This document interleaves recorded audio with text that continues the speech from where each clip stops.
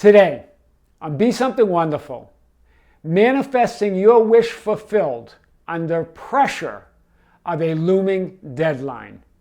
I am your host, Tom Kieran, and this is the Be Something Wonderful studio of higher consciousness, where we help you level up and become the best version of yourself. Creators, welcome back. This is my third video in an installment that I started yesterday when I did 2 videos yesterday on Wish Fulfilled. And my plan this morning was to get the video out for the membership channel, which I'm still working on. But I thought it was so important, this question. And this question came up on the channel yesterday from a subscriber that's not a member of the membership channel. So I really wanted to get this out for this subscriber because she has been with me since the beginning.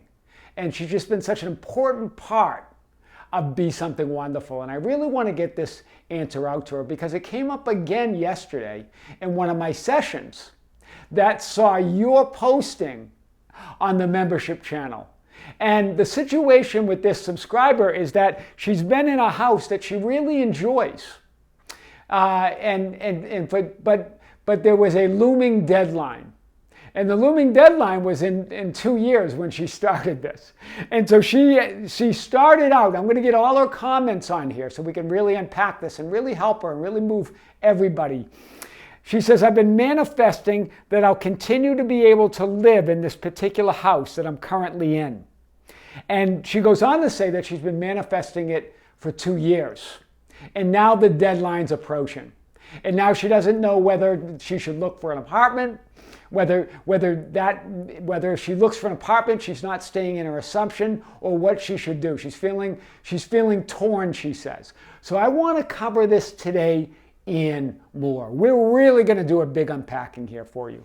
So here's where I want to start, and we're going to really pull this apart for you.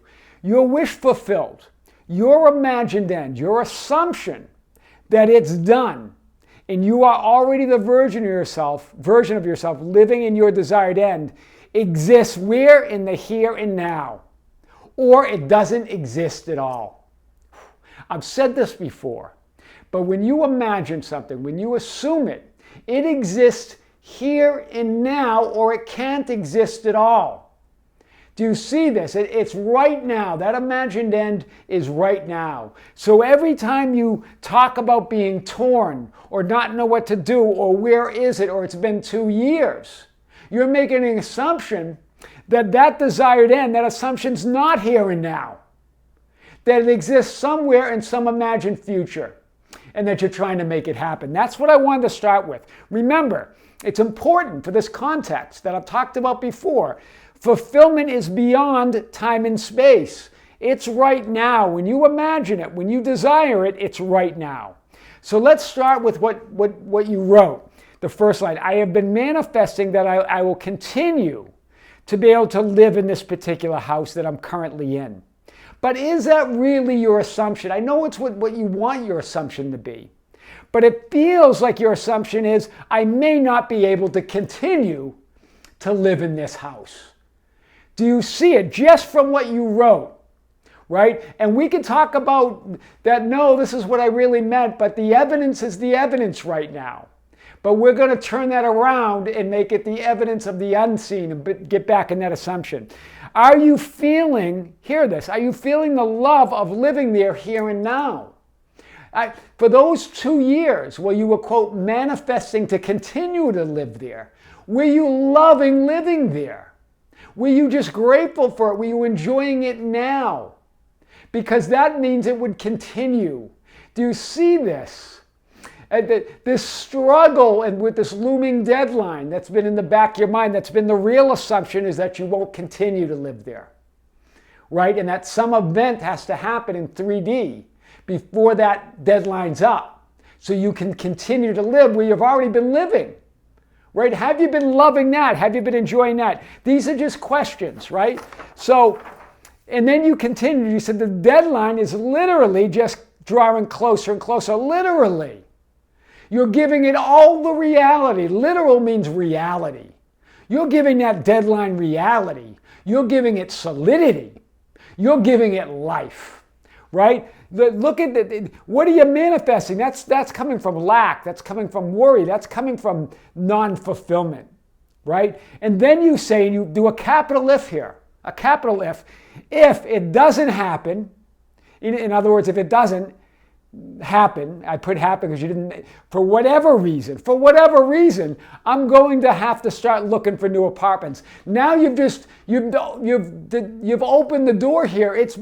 You've already considered it, that's a possibility. Non-fulfillment is a great possibility, right? If it doesn't happen for whatever reason, well, you decide the reasons, right? Remember, the thing is there, and oh yeah, and then you said the thing is, there are other people involved. Now you're layering on other levels of resistance, right? Other 3D conditions that must be overcome, other obstacles that must be overcome, other facts that can't be changed. But they can be changed, but you're saying they can't by introducing it. The thing is, these facts can't be changed. There are other people involved, right? I'm torn. I'm in a state of resistance. For 2 years, instead of loving it and being grateful every day that I know it's happening right now, that I'm in that eternal now, I've been in the assumption that it's not going to continue. Again, how I can't believe, and then you say, I can't believe how long this is taking. Linear time, right? Disbelief. Here you got a distinct belief in linear time here, right? And then you say there are desired end stories that have been literally persisted in for up to 2 years, that I've literally persisted in for up to 2 years. Effort in time, right? Remember, those imagined stories, that they only have power in their implication, but what they're implying is something won't continue after a certain deadline. That's what your stories are really imagining, right? You're absolutely, and then you say absolutely nothing has happened. Total assumption. Look where you're at. You're not in the wish fulfilled. You haven't been in it. It's impossible for all that to come out if you've been in the wish fulfilled. I mean, does this really work? Now you're doubting imagination, reality creation, all of it. It does work. Because look, you have manifested being in that for 2 years. You've been in the place you love for 2 years, right? That's a manifestation. But what you've been creating during that 2 years is this deadline, is this possibility that you can't continue. Do you see it? But we've got the light for you today. This is not, again, I get it. And again, you're going to say to me, well, Tom, but there's other things going on that you don't know. It doesn't matter. Do you get it here? It's here. It's all right here.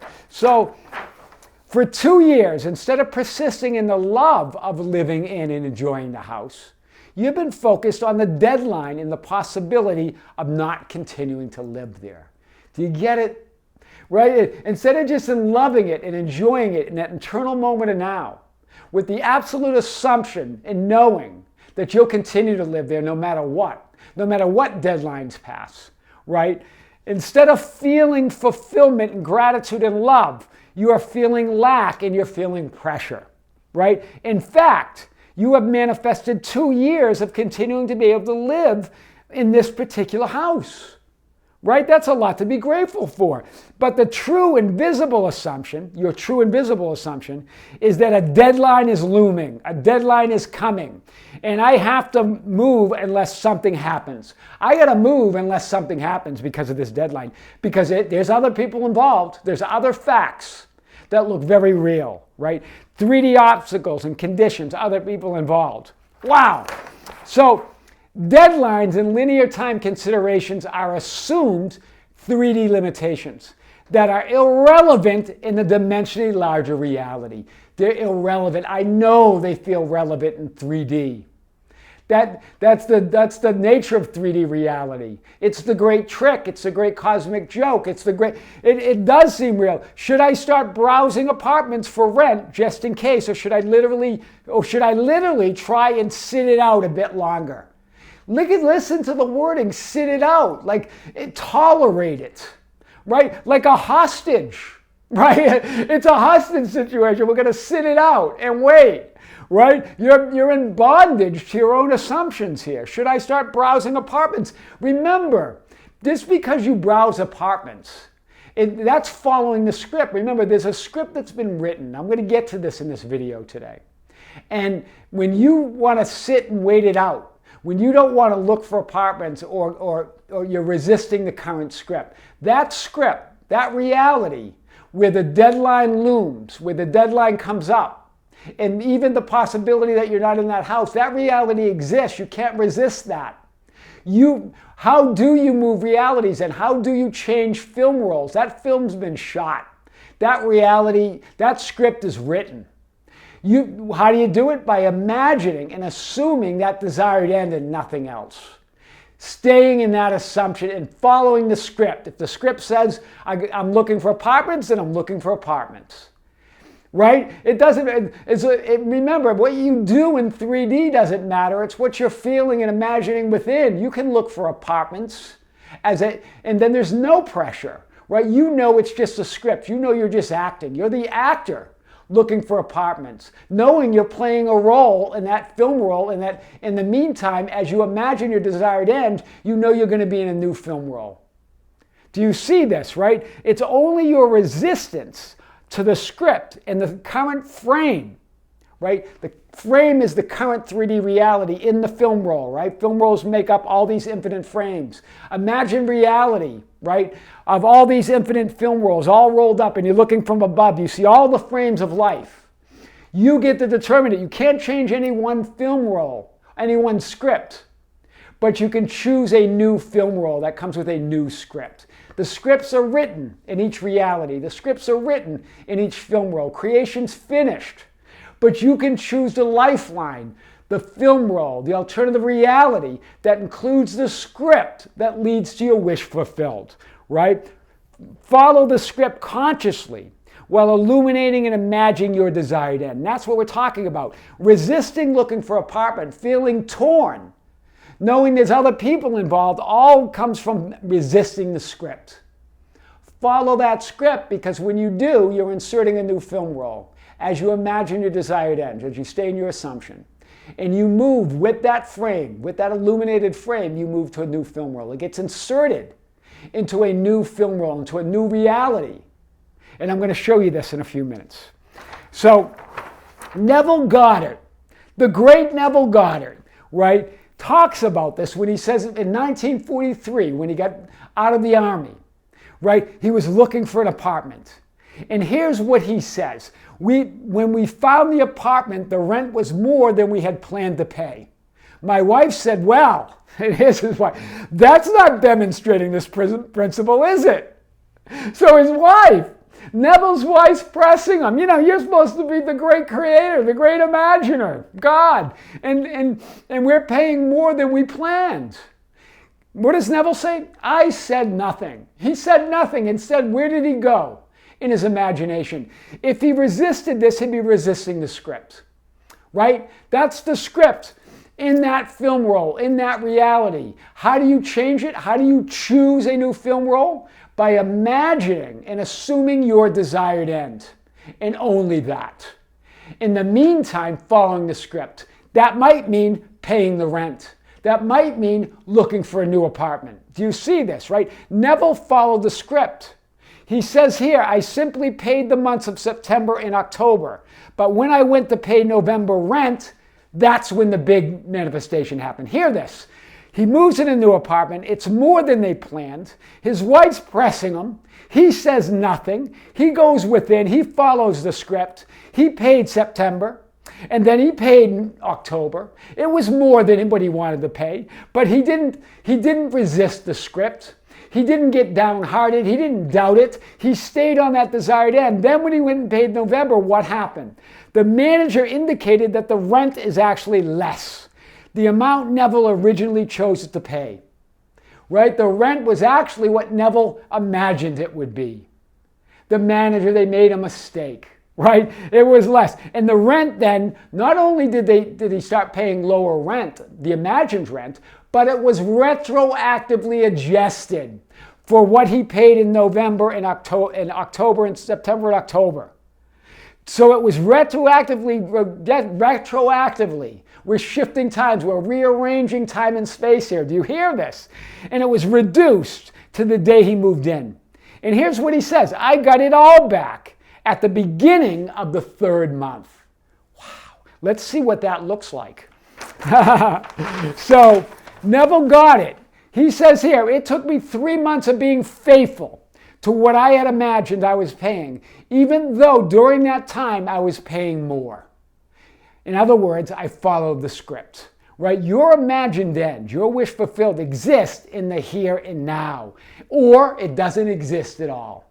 Neville knew this. Neville knew that that desired end, that image, that reality was already created. It exists here and now, in the eternal now, right? It has to, or it doesn't exist at all. But you can't desire it, even think about it, or imagine it if it doesn't exist. So it must exist, just by your sheer imagining of it, your thought of it. Every thought, every feeling, it's there, it means it exists, right? So Neville, here's what he did. The retroactive reduction of the rent was the 3D effect of that timeless assumption. Hear it again. The retroactive reduction of that rent was the 3D effect of his timeless assumption. He rearranged things in the dimensionally larger reality. And that rearrangement then must be reflected in 3D. How is it reflected?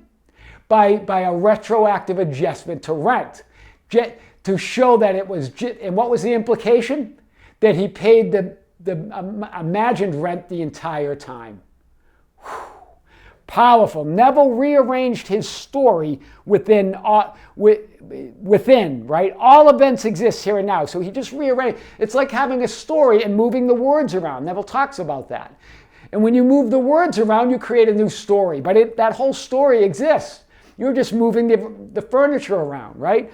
So Neville rearranged his story to reflect his assumption of wish fulfilled, or his ideal rent.